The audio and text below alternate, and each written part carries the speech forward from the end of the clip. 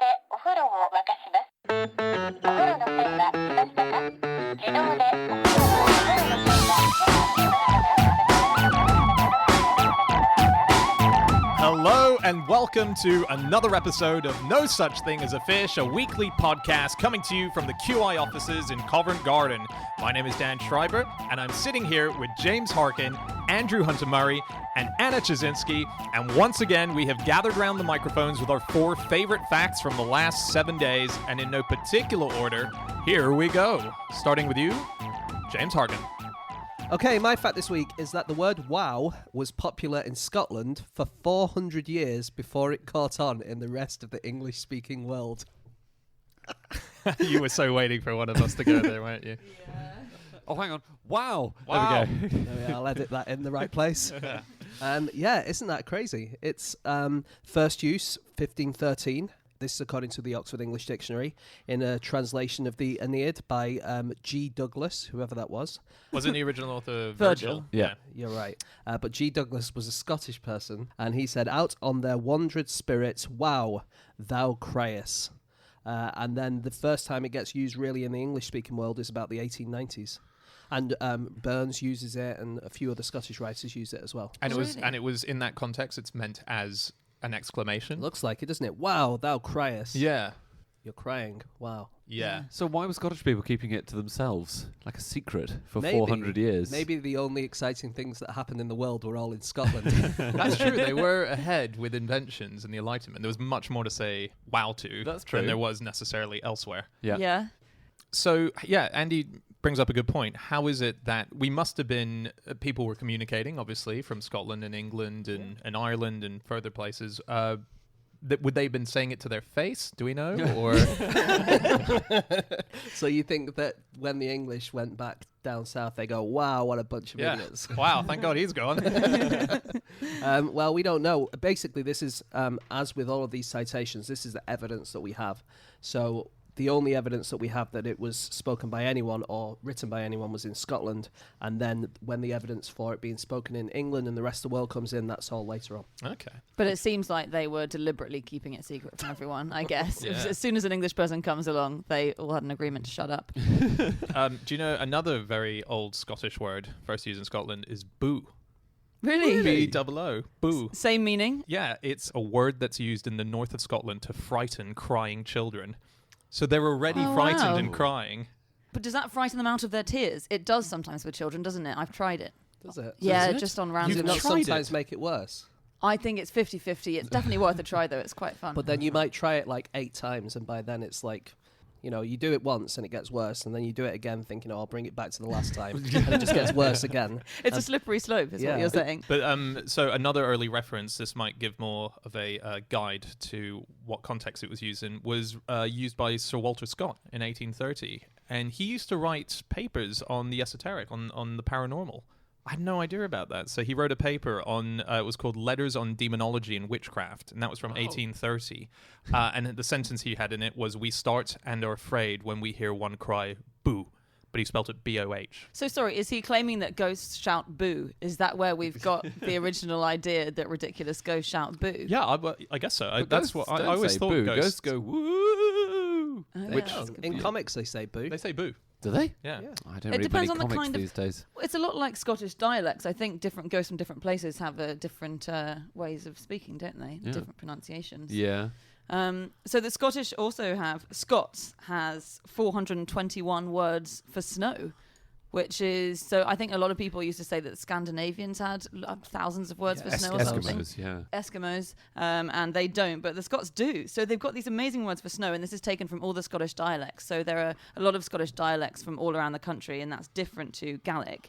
And there was a study done a couple of years ago by a Scottish thesaurus compiler that found they have words that are specific to snow, like sneezel, which is to begin to rain or snow. Skelf is a large snowflake. Fuchta is to fall lightly and come down in odd flakes. Fuchta. Really? It's really fuchtering out there. That sounds very Germanic.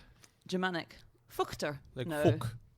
It does a bit, but it also sounds a bit Scottish. Okay. And it obviously is a Germanic language The originally. thing with the Eskimos, I think, is that You could technically say that they do have 100 words for snow, but the way it is they have 1 or 2 or maybe 4 or 5 roots, which kind of means snow, and then the rest of them you can just put like a prefix or a suffix after it to make another word, which means this type of snow or this type of snow. So or it's this type of snowing a bit, or it's Yeah. snowing a lot, or Yeah. 98 other variations. So like we would, it counts heavy snow and light snow and, fuck to snow all as one different thing. Just in this study that they did, the thesaurus, they also looked at words that Scottish people have for sport. They figured there'd be a lot of sporting words as well, and they assumed that football would have the most words that are used to refer to it because football's a popular sport. And actually, it turns out that the sport of marbles has many more words specific to it than the Really? sport of Wow. football. Yeah, so marbles has things like it had 369 different items of vocabulary linked to it in Have you Scotland. got any? Yep. There's run tit, which is having lost all of one's marbles to one's opponent. There's a neave, which is a method of cheating in delivering the shot by advancing the hand too far. I remember having that done to me when I was a kid. Wow. So marbles actually more popular in Scotland than football in some ways. And are these are words from Scottish dialects, or are they Gaelic words? They're words from Scottish dialects. Got it. Ah, And I okay. think you mean Gaelic. I think I mean Gaelic. Oh my goodness. Okay. Guys, we've just spent the last 15 minutes before this podcast arguing about this. Yeah.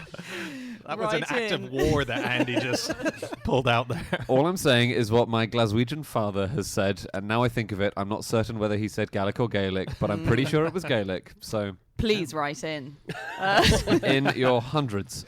So Sorry, is marbles competitive on, like, is it it's like... extremely Yes. competitive. No, but as in, like, you know how we have darts on TV here? Is there marbles on TV in Scotland? Yeah, the Marbles channel. You're kidding. Oh, you are kidding. I am kidding, yeah. No, I think it's just like an old-fashioned game, isn't it? Like, for instance, Skittles or something like that. Yeah. Pogs.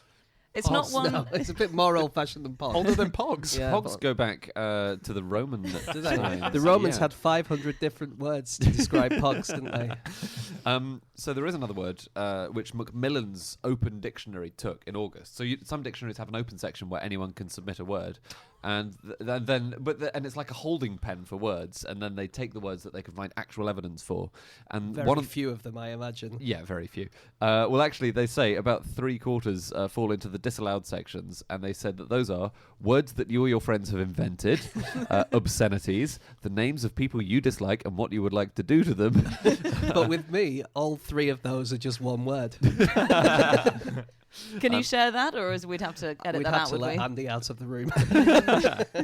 But the word that they took in August was ballbag. Oh, yeah. After Hurricane Ballbag. After Hurricane Ballbag, which was a storm in 2011, and all the papers, it was so annoying that all the papers called it Hurricane Ballbag. Ballbag? For ballbag, yeah, but with a W, ballbag. And when Nigel Farage visited Scotland in 2013, he was greeted with cries of, "Nigel, you're a ballbag." Was that a reference to the hurricane of political activity that he engendered? As I he can came? only assume that it is. I can't think of any other reason why Yeah. people would compare him to a ballbag, yeah. Is there a picture of him next to that word in the dictionary? I don't know. They don't really go for pictures in the dictionary, but maybe in the children's edition they'll have a picture of Yeah. It's weird that that's a saying, actually, isn't it? If you look up stupid, there'd be a picture of you, because, as you say, the dictionary is a book that does not go in for pictures at all. They should say, if you looked up stupid in the dictionary, there'd be a lengthy verbal description of you. However, if you were to look it up in the children's dictionary or the picture dictionary, there would be a picture of you. Can I just on? Or in Pictionary. Sorry, you're still going. What is yeah. Pictionary? That's a game, right? It's a game. Yeah. It's an ancient Roman game, Dan. It dates back to earlier than Pogs. Impossible. Just on Scots dialects, so there was a census in 2011 which asked Scottish people if they spoke Scots, and there was a website that was set up to help people out with this in case they didn't know if they did, because it's dialects. A lot of Scottish people might speak a dialect but think they're actually speaking just kind of bad English, and so there's now a website called iCan, AYECAN, which is really fun, and it plays the dialects from all the different regions of Scotland, and if you can understand them, it shows that you speak that dialect. Does it also play bad English, just in case that's what you speak? Yeah, that's actually become a Scottish dialect now in its own right. What they should do is put bad English at the top, and so you click on that, and it's bad English, and you're like, okay, I definitely don't have any of the rest, rather than going through all of the dialects and getting to the end and going, no, it was bad English after all. I don't know if you go through all, because if you're from Glasgow, for instance, it's very unlikely that you'll speak the Shetland dialect unless you've. In very Shetland, weird they, upbringing. they spoke something very similar to Old Norse for a long time, didn't Yeah, they? Norn. Yeah, until only like 200 or 300 years ago. Yeah, it clung on because it came because Norway owned Shetland, didn't it? What's Clement? Sorry, is that the name of it? It clung on. Oh, it clung on. Sorry, that's just my bad diction. You've got bad English. I got bad English. So I found another Scottish word, which is glamour, is Scottish, Okay. which I didn't know. And Because I've heard of that in English as well. yeah, well, Right. we use it now. It's passed That's on to us. Yeah, why. but I just assumed glamour meant, someone who looks very glamorous, is someone who's dressed very well in high fashion. But the definition of glamour, at least the original definition, is magic, enchantment, spell. So Oh, really? whenever a magician says my glamorous assistant, he's actually saying my magical assistant. Is that really true? Yeah.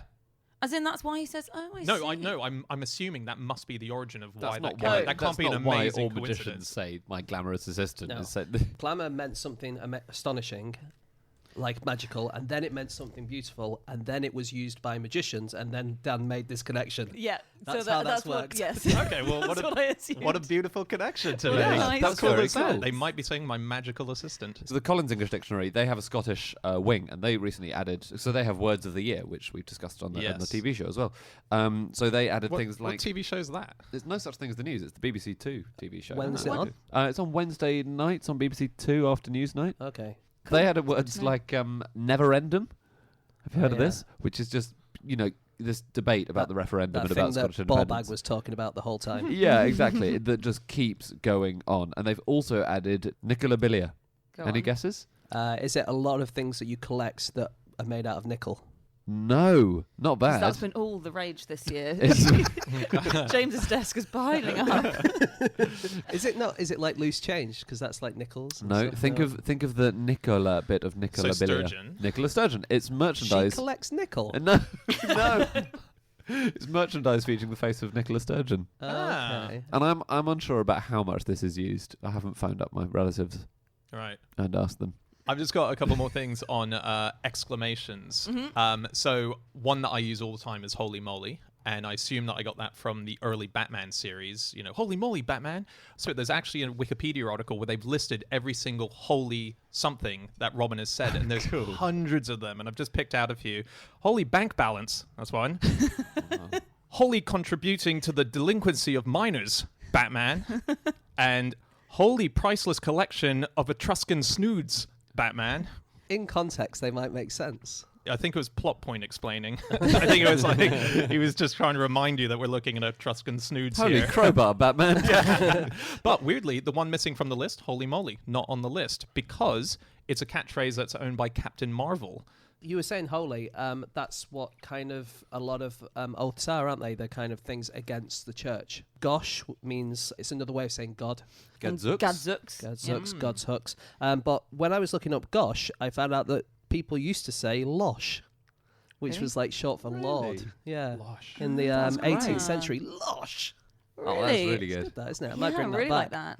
that. Just on fuddle duddle, another exclamation. That's got a more recent history. Do you know where that came from? Fuddle doddle, no. Yeah, fuddle duddle, that thing we say all the time to exclaim. That comes from Pierre Trudeau. So Justin Trudeau's dad, who was Prime Minister of Canada in Yeah. the 70s, he was in a parliamentary debate when he was Prime Minister, and the opposition said something he didn't like, and he mouthed what the opposition then went out to journalists and complained looked a lot like a word beginning with F, then a word beginning with O.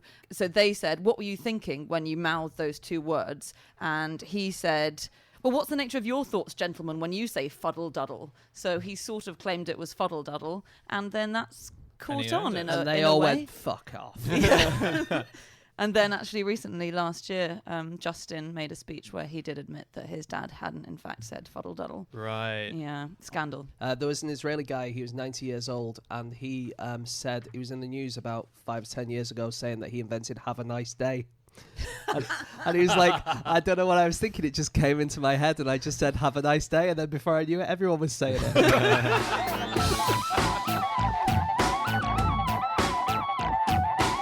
Okay, it is time for fact number 2, and that is Anna. My fact this week is that at least 61 species live in elephant footprints. That's so cool. It's so cool. Wow. What, so exclusively live in elephant? No. So this is a paper that was published a couple of months ago. I read about it in Scientific American, and they've just studied the mini ecosystems that are elephant footprints, and they found 61 species in them, and that's they're only studying a few. So all these creatures are living in elephant footprints, but they make it their permanent habitat because they looked at older footprints and they found that they'd have many more animals in them, and that's because, you know, dead leaves have fallen into them and things like that, so it's become a bit like richer environment for them. But yeah, you get tadpoles in them swimming around, you get mites, mayflies, leeches, gastropods. So none of the big hitters. Right? You don't get any shrews. Yeah, they don't get dolphins in there, do they? Oh yeah, no, but cheetahs. apparently they can hold 200 litres of water. Isn't that amazing? What? Yeah. Yeah, Maybe really a weird. litre is less than we think it is. Yeah, how much is Oh that well, really? this is an African litre, which is 5 milliliters. No, I don't know. I don't know. I think it's yeah. If you had to express that in something that I'd understand, how big It would is be that? nearly 400 pints. Wow. In one footprint. Yeah, I think I was so skeptical, but I guess in mud, then they'll sink very deep, won't they? Yes. So that can really Does fill that up. count as a footprint then? If like your leg is in, You think it's a leg print? that's a leg print. All It's right. a full elephant print if he just gets completely stuck in. But they do, and the other thing they do is they hop from footprint to footprint. What, elephants? Yeah. No. I read they can't even jump. They call them stepping stone habitats, and apparently, because during the dry season, it's really important for animals. Yeah, and if the elephants weren't walking through this area, they would disappear during the dry season. Certain other species would not be able to live in these areas. But this raises more cause for concern at elephant poaching, obviously, because it looks like these elephant footprints are preserving a lot of these creatures. Massive They're housing allowing them to live. crisis. Yeah, exactly. Yeah. I mean, I was already quite concerned about elephant poaching, but now I hear that tadpoles are involved. I'm breaking it. Well, the thing is, like with all this kind of thing, the elephants, you can be concerned about the elephants, but actually it's the fact that they're top, species in an ecosystem.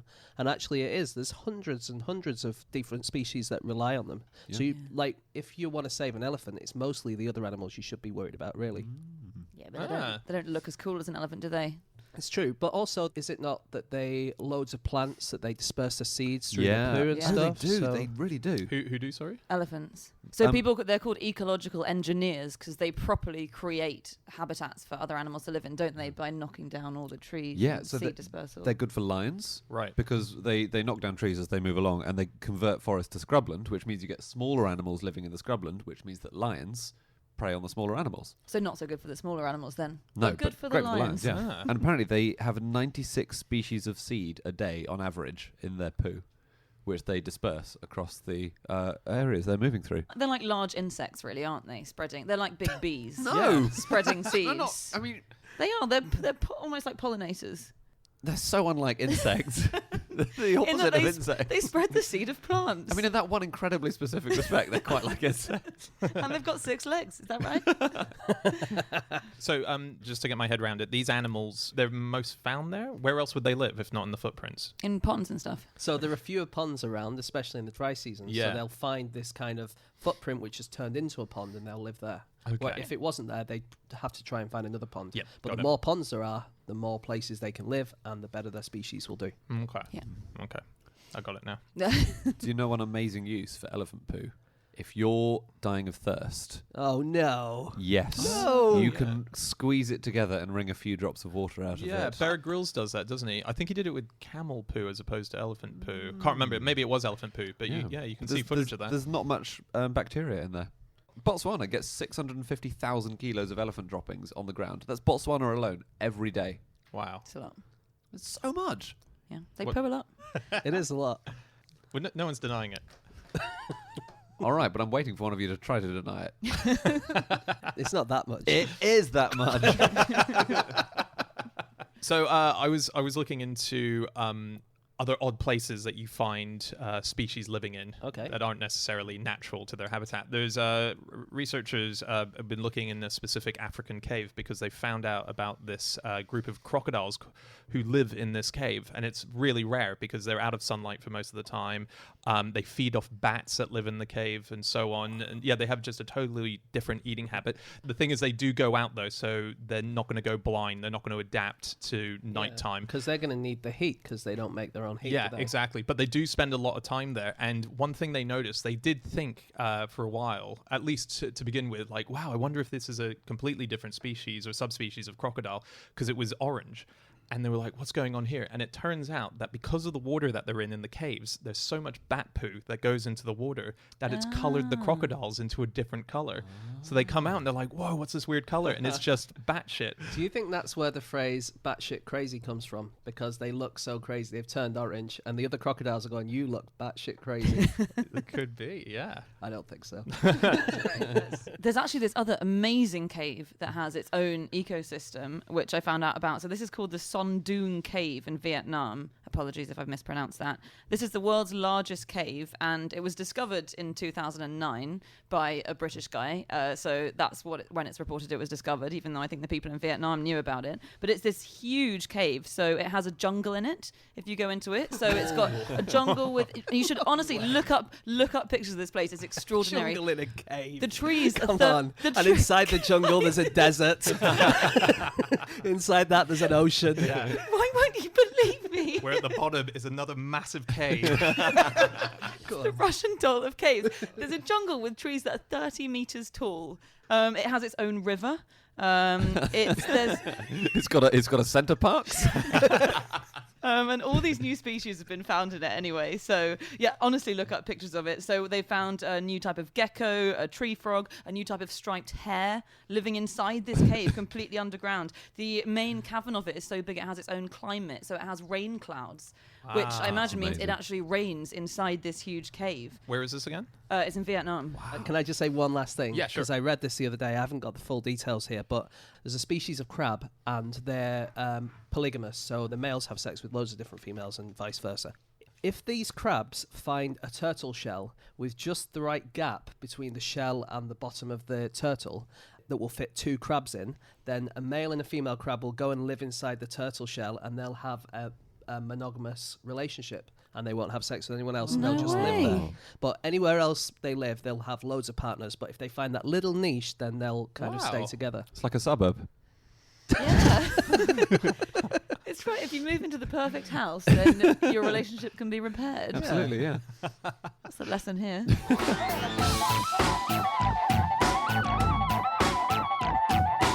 Okay, it is time to move on to fact number 3, and that is my fact. My fact this week is that the original edition of Wisden's Cricketer's Almanac was 112 pages long, and, because the author wasn't sure what to put in it, was padded out with accounts of the trial of King Charles I.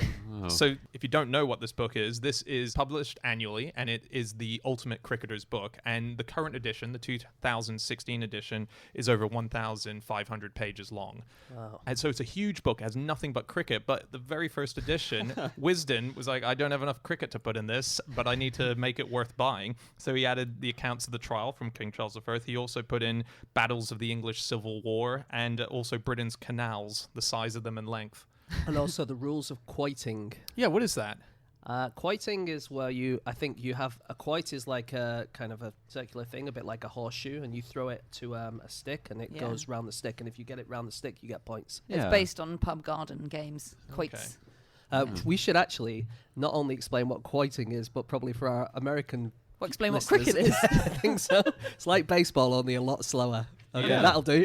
And there are tea breaks. Yeah. As Yeah. in, and that I still find that insane. So I didn't know that because I didn't really follow cricket. But halfway through a day of playing cricket, they all stop to have cups of tea. No, you have tea as in food. You would have like Yeah. sandwiches and stuff. Yeah, to English people who know about cricket, that seems like the most normal thing in the world. Yeah. Yeah. I mean, you go for Well, I'm an 5 Aussie. I days. should know that in theory. Yeah. Yeah. Well, actually, do Australia play cricket anymore? Ouch. Interesting fact about the Cricketer's Almanac. Yeah. Really interesting fact. Get ready. Hold on to your seats. So it's been published every year since 1864. And for the first 6 years it was published, it was Wisden's Cricketer's Almanac. But for the subsequent however many years, it's been Wisden's Cricketer's Almanac with the apostrophe on the other side of the S. Which S? Wisden's or Cricketers? Cricketers. Yeah, there's only ever been one Wisden. So it's always been from one Wisdom, but originally it was for only one cricketer. It was for one cricketer for the first 6 years. It was just aimed at one cricketer. No one knows who that cricketer is. But John Wisden, the founder, was quite an interesting guy. He was a cricketer, and his nickname was the Little Wonder because he was 5'0", and he weighed 7 stone when he started his career. I mean, he was tiny, and yet in one match in 1850, he bowled out all 10 of the opposite team in a single innings, which I think. It's written online that this is the only time that's ever happened in a first-class match. So they were all bowled out, as in he hit the stumps rather than them being caught out or, got out another way. There are about 10 ways you can be got out. That's great. Oh, Yeah. Well done him. Yeah. On page 657 of the year 2000 edition, the Leicester spin bowler Matthew Brimson exposed himself, and nobody noticed at the time, and it went into the edition.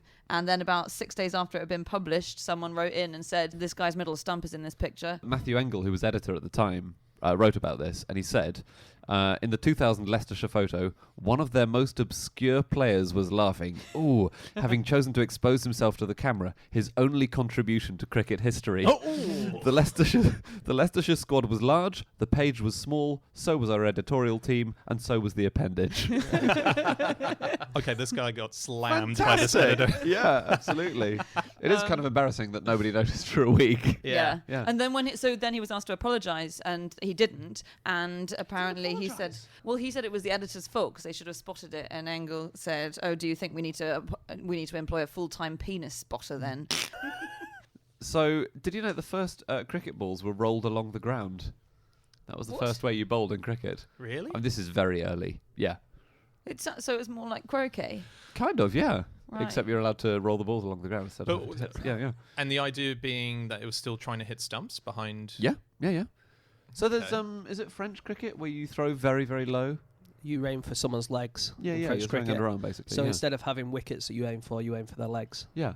So, and this is very exciting. So, one of the first bowlers to pitch was a guy called Edward Lumpy Stevens. Lumpy was his nickname. And there's a book, the authors... He got that nickname after he exposed himself. There's a book called The Author's 11, and it says, the name Lumpy may have come either from his ability to pitch the ball on any protrusion on the pitch, Oh, yeah. or his fondness for eating a whole apple pie at a time. Oh dear. In all the kind of, if you read, amazing things about Wisden's Cricketer's Almanac, one of the claims they make is that both P.G. Wodehouse got the name Jeeves from Wisden Cricketer's Almanac, and Sherlock Holmes was named after a cricketer as well. Conan Doyle used to read Wisden's Cricketer's Almanac. I can't see any evidence that that's true, though, so I think that's one of those myths that's been going around, that's where they got them. Because you do have quotes from P.G. Wodehouse saying that he knew Jeeves, the cricketer, and he was a big fan of his, and that's where the name came from. So presumably he didn't need to discover that in a book. Wisden, He already knew that. That reminds me that Blofeld, the bad guy in James Bond, is named after Henry Blofeld's father, I think. Oh, yes, he the is. family. Who is a cricket commentator? So, yeah, Henry Blofeld's a cricket commentator. We met him last year. He came on our radio show, Museum of Curiosity, and he told this story about how Ian Fleming was in a gentleman's club in London and was looking through the members list and saw Blow as his father in there and decided to name him after that. Wow. Was there beef between them? No, I don't think so. Because he named Goldfinger after the Yeah. architect Goldfinger, who he didn't like at all. Yeah. And he tried to sue him, didn't he? Like, he was very... Goldfinger tried to sue, yeah. Goldfinger was very angry about Yeah. that. Yeah. The most famous copy of Wisden is a 1939 edition belonging to E.W. Swanton. He was a cricket writer, and then he was taken prisoner by the Japanese in the war. And it was so popular with all the other prisoners of war that everyone used to borrow it, and he had to turn it into like a library book so people could take it at different times. And then it became really, really thumbed through. It was stamped not subversive by the Japanese. Little did they know all the subversive political undertones to those extensive scorecards. Yeah. And now it's in the museum at Lord's. Wow. It does show how poor the reading material was for prisoners of war, because it is not an interesting book. It's a thick book. Whoa. Wow, you can recreate an entire cricket match just based on a few numbers and names. That's incredible. That's true, and you could picture it in your head probably as Yeah. you're going along. Right, yeah. It's like saying that If you've got a it's good like saying- imagination, then anything's interesting, I suppose, guys. But it is a long list of scores. It's like saying the score of an opera isn't an interesting read. Come on, Anna. When was the first edition? This was like back in 1864. 1864. Oh, it's been in print every year since that. It's a good book. Yeah, but I bet Have not you- that many people buy Have it. you ever read it? No, no, loads of people no. buy it. Loads of More people than buy like reads it. 50 Shades of Grey and stuff like that. Oh, come on! You can't compare like for like with. You Well, know. I'm comparing those two now, and I'm saying one of them is probably a better read than the other, and it's Wisden's. Do you know who invented bowling? This is really interesting. Edward Lumpy Stevens. Sorry, do you know who invented overarm bowling?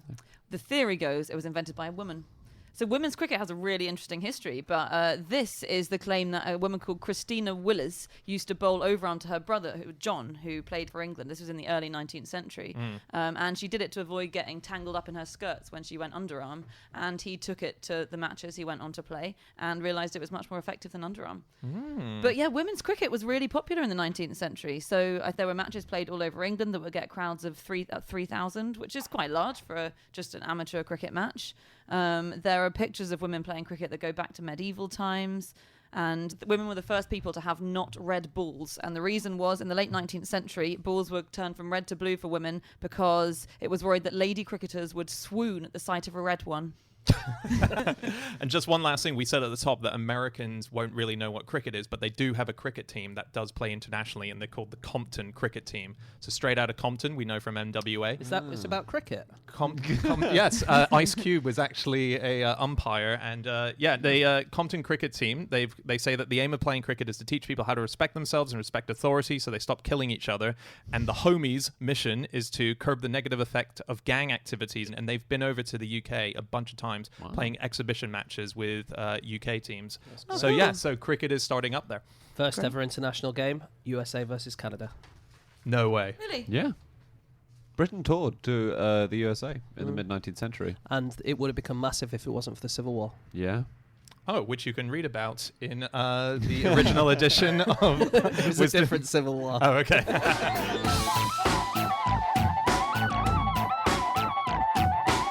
Okay, it is time to move on to our final fact of the show, and that is Andrew Hunter Murray. My fact is that fossilized poo is worth more if it has what one collector calls the classic poo look.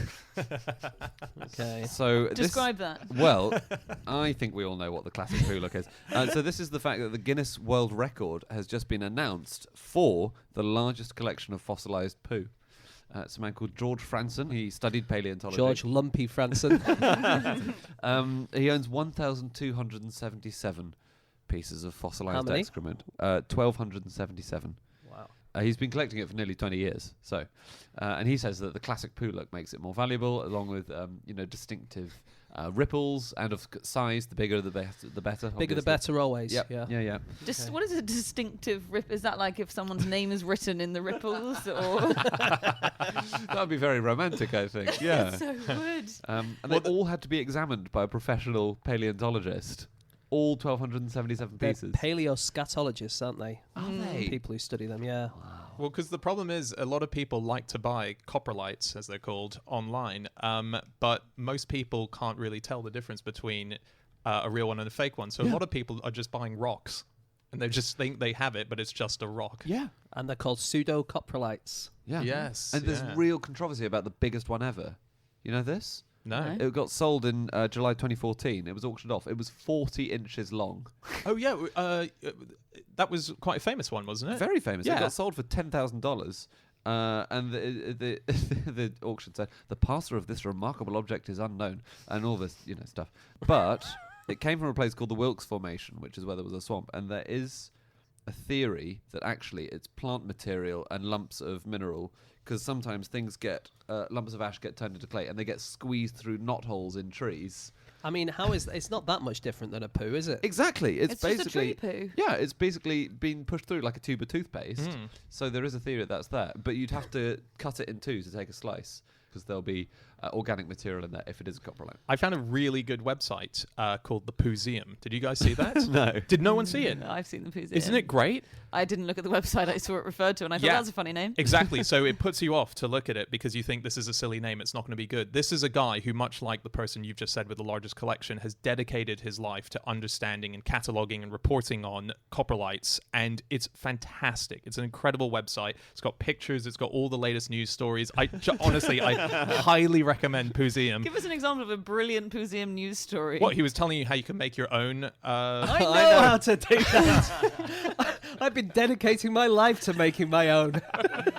how you can make your own poo fossil in time. So he says and this was done in an interview that he reposted on his own site by Jason Rosenfeld on Silicon Exit, which is a website. Did this great interview with him. So he said that the way that you can make your own coprolite is that you start off by eating a bunch of corn and peanuts every few days.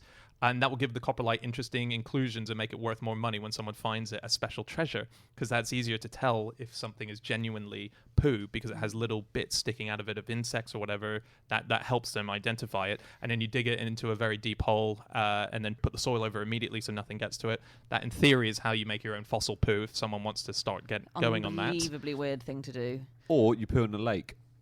How come? It sinks through the water, right? And it gets to the bottom, and there's much less oxygen down there for bacteria to eat it. So the hope is that over time, anaerobic bacteria gradually replace the matter with minerals. But for best results, you have to poo in the lake. So you have to get in the lake, do the poo, get out of the lake. Okay. I mean, there are other ways to make your mark on this earth. It's true. It's very unreliable because the world would be covered in poo if they all survived. So in fact, it's a really valuable substance, right? Because it used to be important as fertilizer, coprolite. And so when they discovered this, then it became something that people mined. And there are various places in the UK where coprolite mining was an important industry. So one of the main centres of this was a place called Shillington in Bedfordshire. And this was in the mid-19th century. Its population doubled because loads of people flocked. It was a bit like the gold rush. It was the UK equivalent of the gold rush.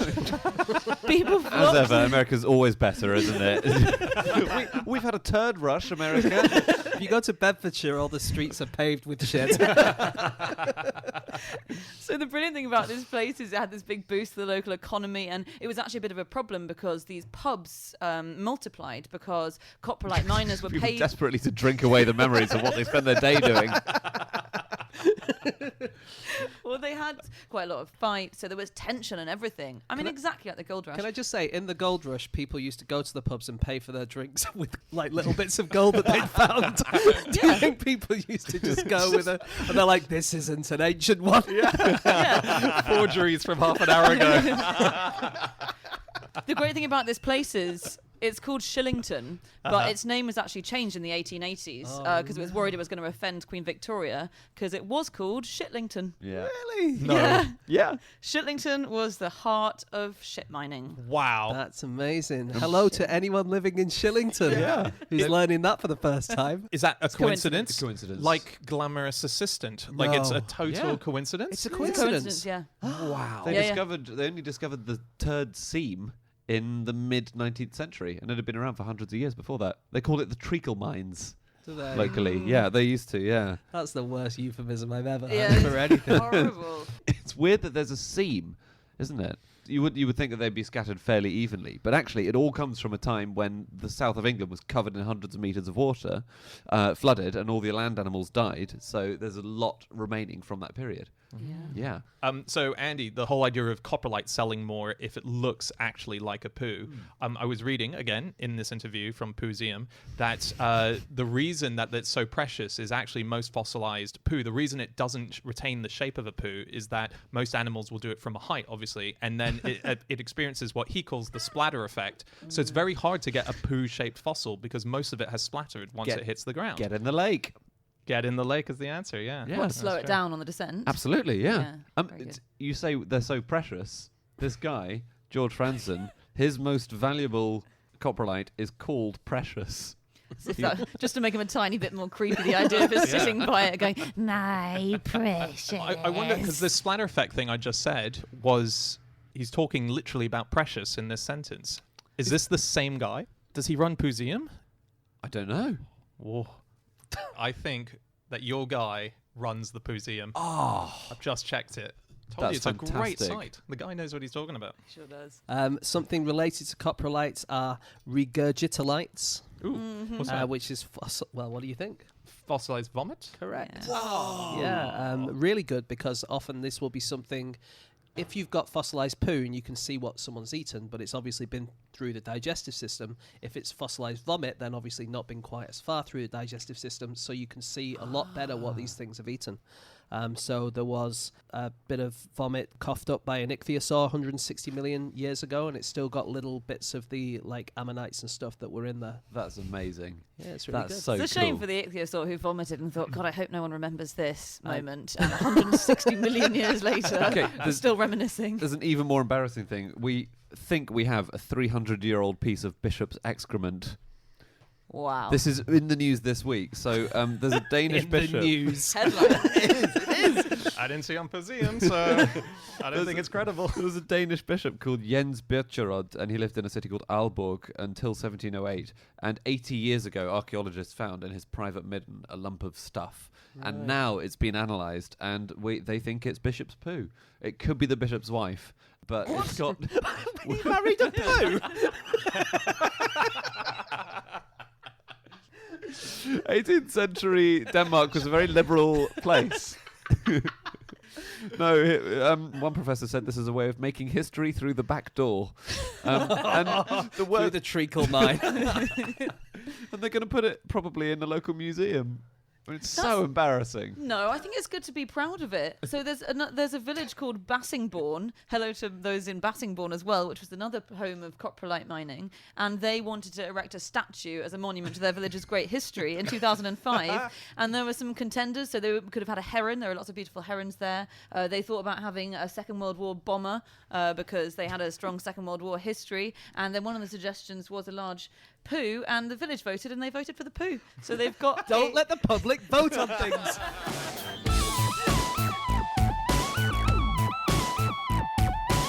Okay, that's it. That's all of our facts. Thank you so much for listening. If you'd like to get in contact with any of us about the things that we have said over the course of this podcast, we can be found on our Twitter accounts. I'm on @Schreiberland, James, At egg-shaped. Andy, At Andrew Hunter M. and Anna. You can email podcast@qi.com. Yep, or you can go to our group Twitter account, which is @QI Podcast, or our website, nosuchthingasafish.com, where we have all of our previous episodes. You can also go to nosuchthingasthenews.com, which has all of our TV show episodes, a topical look at the world week by week. We will be back again next week with another episode. We'll see you then. Goodbye.